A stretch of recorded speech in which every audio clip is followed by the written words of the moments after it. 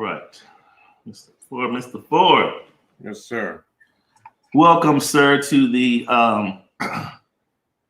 pre-show banter.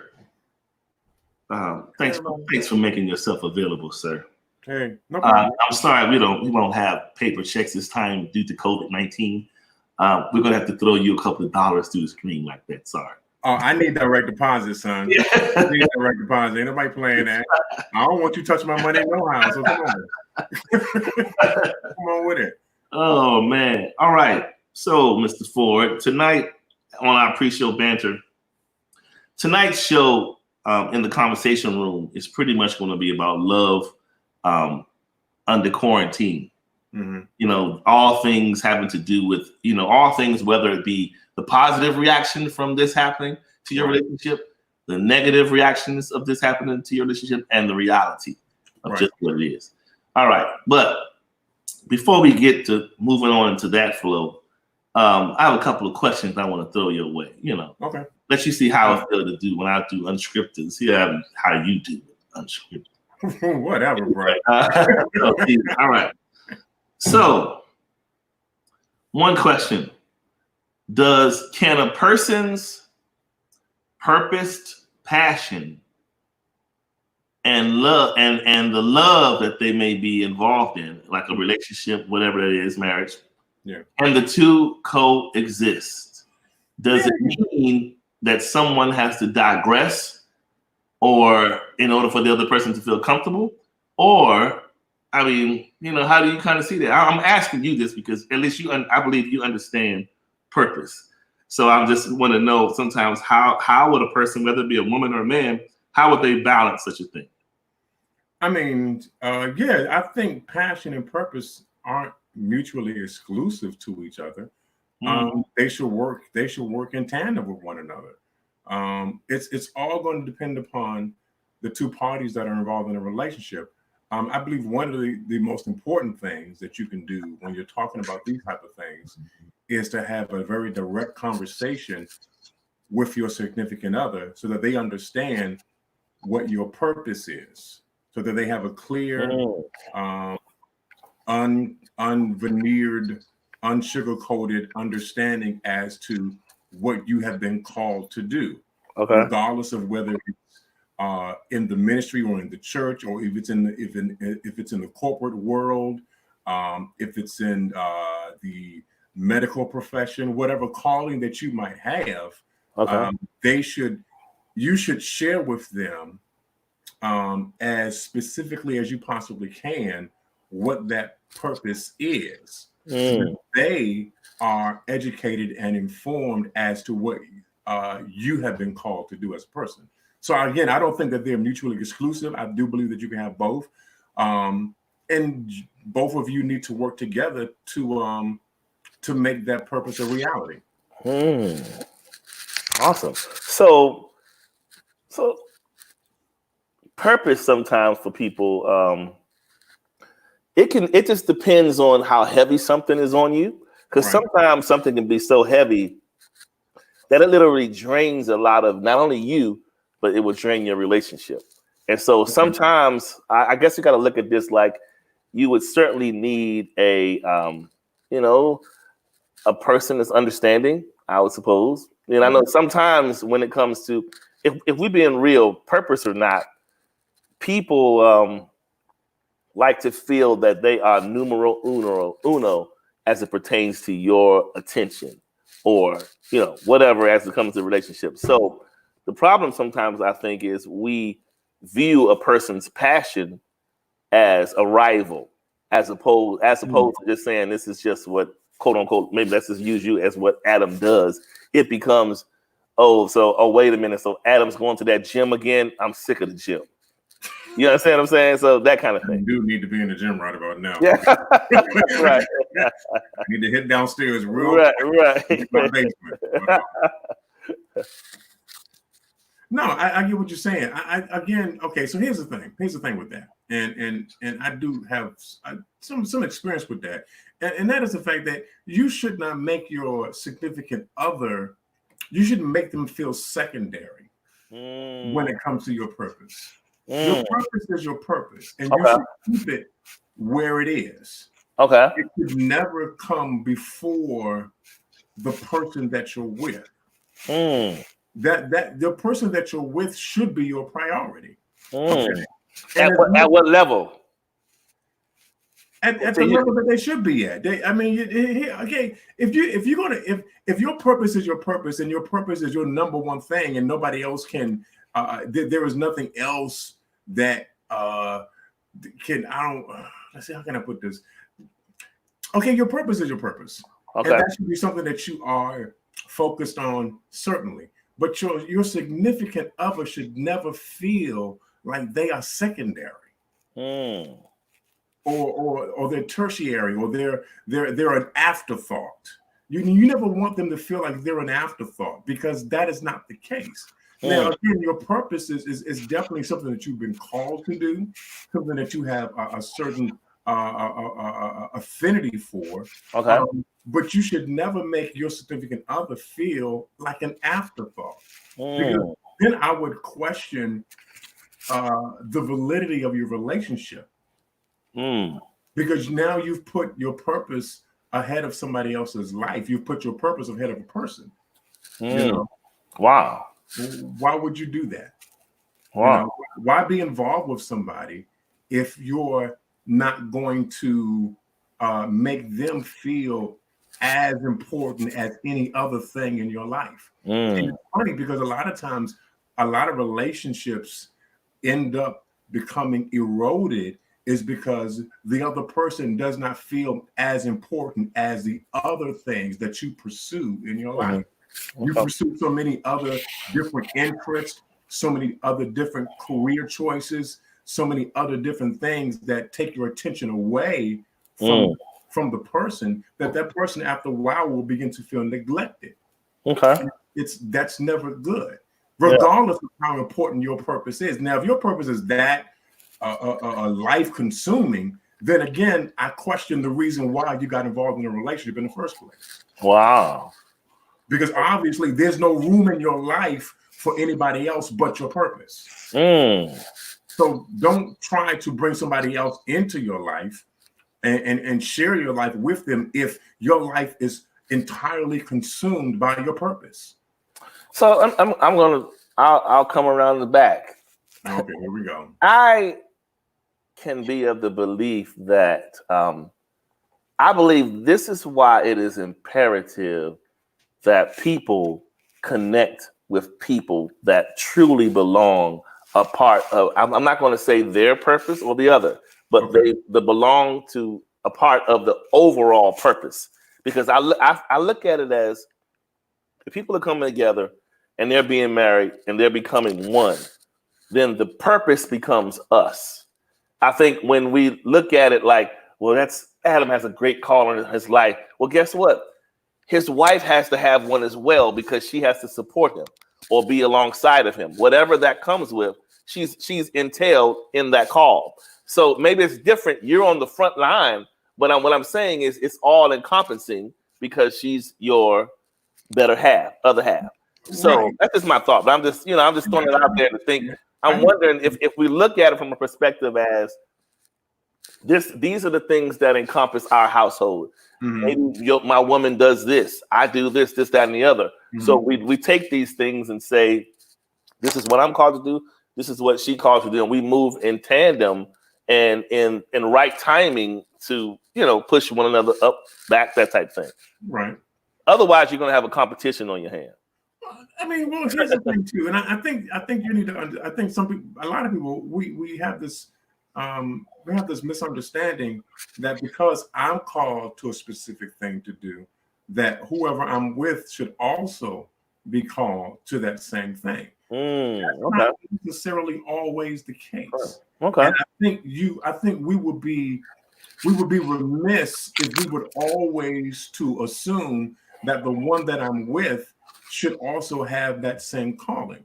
That again, that doesn't hold true. Because I might be moving and operating in one area where I have a high level of expertise, whereas my significant other may have no interest in that area at all. But that does not mean that we're not together. Here's the other thing that's important with this: the idea of purpose and having a purpose. If I'm going to be with somebody and I do share my purpose with them, it is paramount that the significant other understand that as I'm sharing my purpose with you, I don't need you to do it with me, but I do want your support as I pursue my purpose. I believe support is even more important than you having a similar purpose as I do. I believe support is the key to your success as you are involved with a relationship to be able to achieve that purpose. You know, it's harder when you're by yourself. And you're doing things all on your own. You're a lone ranger, basically. Versus you having somebody who's got your back, who can help you out. And not only that, here's the key that I've understood, that when I become depleted from fulfilling my purpose, I have somebody who's got my back, who's there with me, who will pour into me so that I can continue to pursue my purpose. I think that's key. I think that's the most important thing. Is having the person that can be in tandem with you, basically. Absolutely. Again, you don't have to have the same purpose, but if you love me and you care for me and I'm a part of your life, then you're going to have my back. When I pour out, you pour into me so that I can continue to pour out. Right. And I think, honestly, this is the challenge of the hour, is for whomever is walking in the apparent right now purpose, right? For them to move in a way, I guess, it's a tightrope, because the idea is to move in a way that it doesn't come across as the passion becoming an idol of yours, and it's something for them to resent you for pursuing. And there's a difference between pursuing this and, I guess, pursuing it and having an open invitation for them to accompany, support, whatever that is. Because I think sometimes people can take it as you are, you are kind of moving in a way that's separate from them, and you make them feel like they have to choose between being angry with you and being angry at the purpose.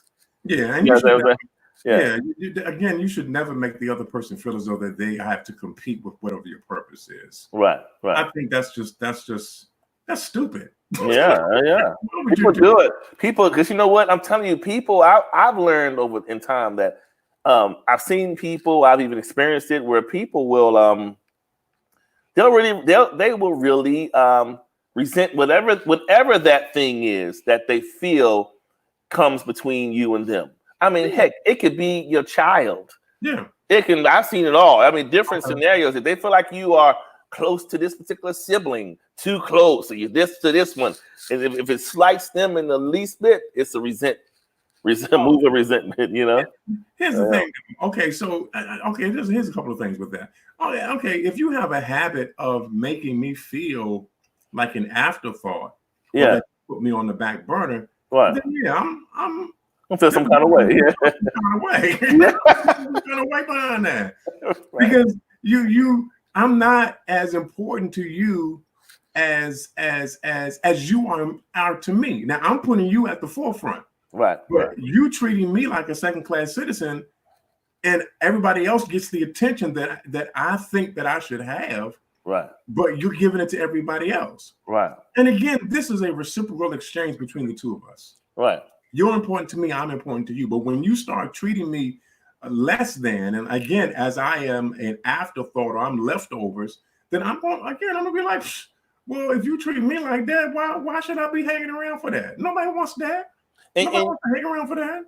You know what else I've learned? I've noticed a lot of times when people begin to resent what you do, or maybe they present your pursuit of your passion, a lot of times it comes down to people not just being humble enough to ask about what it is that you do. Some people become resentful because they don't really understand what your calling is anyway, and what's entailed in it, and just what are you doing, and why do you do that so much, and how come what they do is they look from afar, and maybe they see the things that are surrounding it, the spoils, and maybe in your case the lay church, whatever those things are, and they begin to look at these things and be like, you know what? gets on my nerves, instead of just saying, help me with this, help me to understand your world, because it's a little foreign to me. So as a result of it being foreign, and when I see this and this happening, sometimes I get in my feelings. I feel some kind of way. Right. So help me understand that. But we don't do that. Yeah. Yeah, and I think it's important that that it's not just one conversation that you're having with the person. Right. It's a series of ongoing conversations that you have with the person, that you're constantly checking back with them to make sure that they're okay. To explain to them what they don't understand, to help them feel more at ease as you continue to pursue your purpose, because they are with you along for the ride. They're with you every step of the way. So if they're with you every step of the way and you encounter something that you are familiar with, but they're not familiar with, then you certainly want to take the time out to explain to them, okay, this is what's happening. This is what's going on, so that they feel more comfortable with this. And as they feel more comfortable with this, they begin to understand it more. They begin to realize it more. They begin to realize this is what you've been called to do. And this is what you should be doing. And they'll be more apt to support you as you continue to pursue your purpose, as you continue to perform your purpose, that they'll be more of a support to you as you do. But the moment that you start isolating and almost to a point insulating yourself in terms of what you're doing, and you're doing it on your own, and you haven't really included them in what you're doing, again, they're going to start feeling like an afterthought. They're going to start feeling neglected. They're going to start feeling like, well, why do you even need me? Yeah, you're right. Yeah. And nobody wants to feel like that. So you certainly, as much as you possibly can, you want to include them in that. Yeah. You want them to feel a part of it, not excluded from it. Right. That's good stuff. Yeah. All right. I'm going to pivot to the quick question too. This is a hot ticket. It's a hot button on this one. You just get on it and do what you're going to do. All right.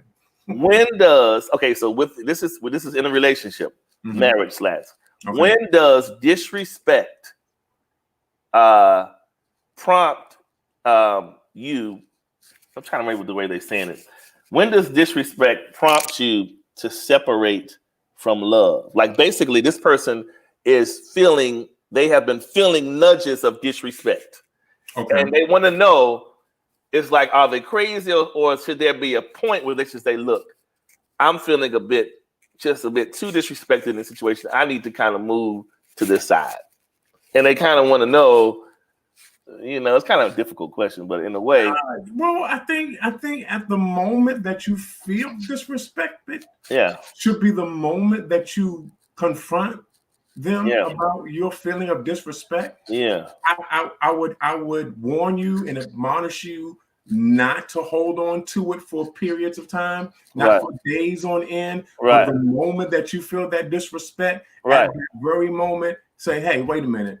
This ain't cool. This ain't cool with me. Why are you doing this? Why are you acting like this? Come on now.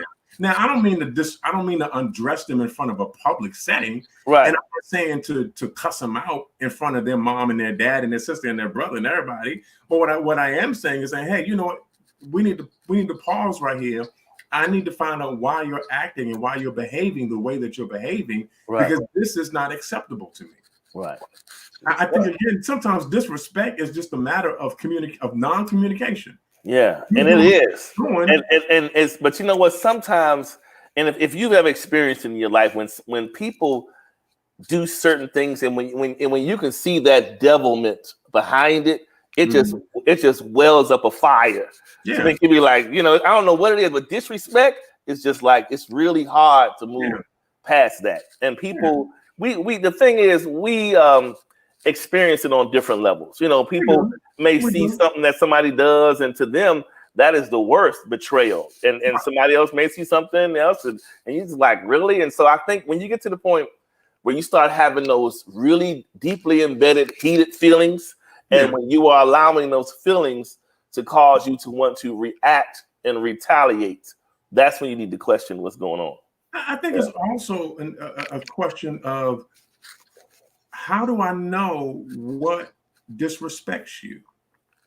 Because a lot of times, what I think is normal in terms of my proceeding forward, or in terms of my conduct, in terms of my behavior, is normal for me. This is what I do. This is how I act. This is how I conduct myself. But for you, you took offense to that. Did. However, I did not know that this was something that would have offended you. Hereby, we need to open up our mouths and say, hey, that offended me. That disrespected me. That made me feel some kind of way. But the other person doesn't know this. They're just going along their way as they ordinarily do. It's not until they are informed and given full disclosure as to what disrespected you that they are now aware. Now, if they're aware of it and they continue to do it, that's a whole other situation. That's what I think this is. It's like a situation where over time the person may have said, hey, I consider this disrespectful. And then like you said, initially you're like, oh, really? Okay. But then after a while, it just becomes blankety blank to you. So they continue to do it. Oh, yeah. It's just like, so there has to come a point when you say, look, this isn't really, it's really not bringing out the better me at all. Right. It's bringing out the complete opposite. Yeah. And if a person is, look at it this way. If they're causing you to, if what they're doing is tearing you down, as opposed to, and we all should know the difference between being torn down and being built up. Unfortunately, I don't think some of us do. But if you know the difference between the two, when somebody is taking something from you, you begin, as that relationship goes on, you begin to feel lost slowly but surely, each and every day. And if that's the case, find a way to approach a person and talk about it and say, this is what I feel is coming from this relationship. I feel I'm losing this. I'm hemorrhaging out by the day. Right. And say that. If not, and maybe add in there, due to what I perceive is your disrespect. Right. To me, it's doing this. And when you say that, you give the person a chance to communicate their part. And if it matters to them, they will attempt to make the adjustment. Yeah. If it doesn't, you will still continue to bleed out. Right. And, at that point, save your life. Yeah. That's it. Cut and run, baby. Yeah, save your life. I mean, nobody wants to be with somebody who's going to continually disrespect them, especially after they've already told them, look, that right there that you do, I'm not with that right there. Right. And you can continue to do it. That's no, we're not doing that. No. Yeah. Wow. All right, man. Well, you continue. Once you hang on there for a second, Mr. Ford. I'm going to click out of here and prepare to transition over to the conversation room in a few. But you got something else you want to say before we go on off here? No. Are you sure? Let me see. Let me make up another one. Let's see. I gotta come up with something. Now this way. You got 4 minutes. Okay, let me give you this one. I'm about to hit that. No. What? 4 minutes. 4 minutes. All right. What you got? What is the ideal communication? The ideal communication language a man would like to receive from his woman, like the ideal communicative language. Like, I've heard people joke and say, "I can't read your mind," and this, that, and the other.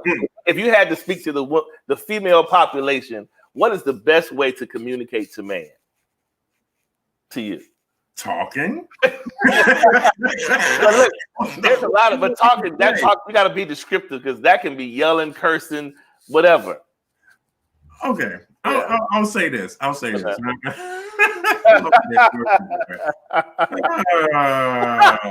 Charles Dixon, I tell you. Okay. I've always believed that communication can come in all forms, shapes, and sizes. Yeah, I believe sometimes some communication is not even verbal. Some communication is body language. Some communication is sometimes you throwing hints or whatever like that. Sometimes communication is arguments and conflicts. Okay. It's all in your ability to say what you need to say. And on the other end, it's all in the ability of the other person to be able to listen to you. I've always believed and held to the truth that communication is two parts. Me talking and you listening. That's communication. Okay. Because if I'm talking and you're not listening, it's not communication. What am I talking? Yeah. So it has to be on one part me saying what I need to say, And then on the other part, you listening. And what I mean by listening is I'm not just talking about hearing or saying but also listening for understanding, listening and understanding where the other person is coming from. That's communication. As a man, you know, one of the things that I said to my wife when we first met was, I don't read minds. Okay. All right. And she will tell you. Okay. That's the first thing I say. I mean, you know, Okay. because I think it's important that you don't assume that a person knows what you're thinking, or a person knows how you're feeling, or a person knows what you're about to do. If you haven't opened up your lips to say to them, this is how I'm feeling. This is what's going on with me. I am look. I'm not a witch. I'm not a crystal ball reader. You know what I'm saying? I'm not a prophet. Okay. Right. I don't read minds. Right. Unless you open up your mouth and say what's going on with you, I'll never know. Wow. I will never know. And I think it's important that people understand that. Again, never assume that somebody knows what you know and you haven't said anything to them. Yeah. That's a wrong assumption. And we both gonna be jacked up after that.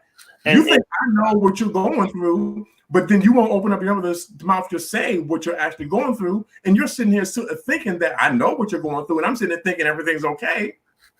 And you know, the other week, Dr. Cheryl brought up an excellent point. She was talking about this very thing. And what she said was respect plays a lot of a role in communication. Because she says some people, if you notice, you ever seen people argue and the person is saying something, whatever, bam, they walk out the room and you like, and what it is that person doesn't respect the person enough to have a proper open dialogue communication. Okay. It's just, mouth, and whatever. I said my point, we were yelling at each other. No one was really listening. No one was comprehending. We just was talking and we walked away. And so that's again why it's important that in the relationship that you're having, and if you're tying it back to the lady's question, if you're going to be in the relationship, you have to have the respect. Yeah. You don't have the respect, you don't have nothing. Yeah. That's just what it is. You got. You know what? I'll add on to that too, and I've come to an experience where my first stance on communication has been definitely altered or has been changed to a point. I think also it's important that sometimes we don't necessarily have the words at that moment in time to be able to say what we're actually feeling. Got you. Sometimes you have to walk away. Yeah. Oh, okay. For fear that you might say something that will hurt the other person. Yeah. Sometimes you just don't have sometimes there's so much anger and so much emotions now within there that you actually have to step away. Okay. Yeah. You know what? Take a minute. Step away. Yeah. Take a minute and step away. And then when you have the words to express how you're really feeling or what you're going through, then let's come down and let's talk about it. Because I'd rather for you to step away for a minute, even though it looks like you're walking away, but you're just stepping away. Yeah. Gather your thoughts together. And then let's come back and let's try to attack this problem together. Yeah. Versus you saying something in the heat of the moment that you'll regret.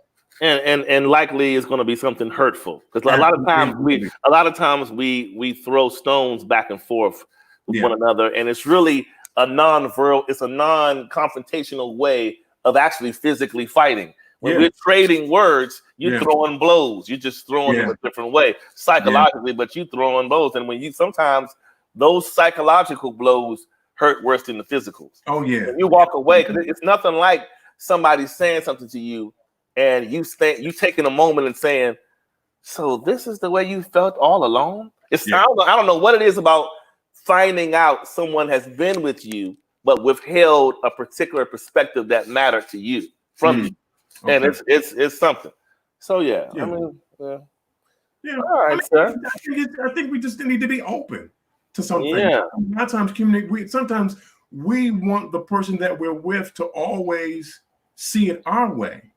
Yeah. But I would just to see it their way. Yes. You put yourselves in their shoes for a minute and see it from their perspective, see it from their standpoint. And then the both of you can come together and again work toward a viable solution to the problem. You know, it's never one-sided. It's never one-sided. You always got at least more than one side. Absolutely. Definitely. Well, good stuff, sir. Yes, sir. All right. So just hold fast. You guys, thanks for tuning in to the pre-show. We're gonna go live for the main show, the conversation room, about maybe 10, 15 minutes at max. We'll see you back in a few. Take care. Hold on. All right. Peace, y'all. All right.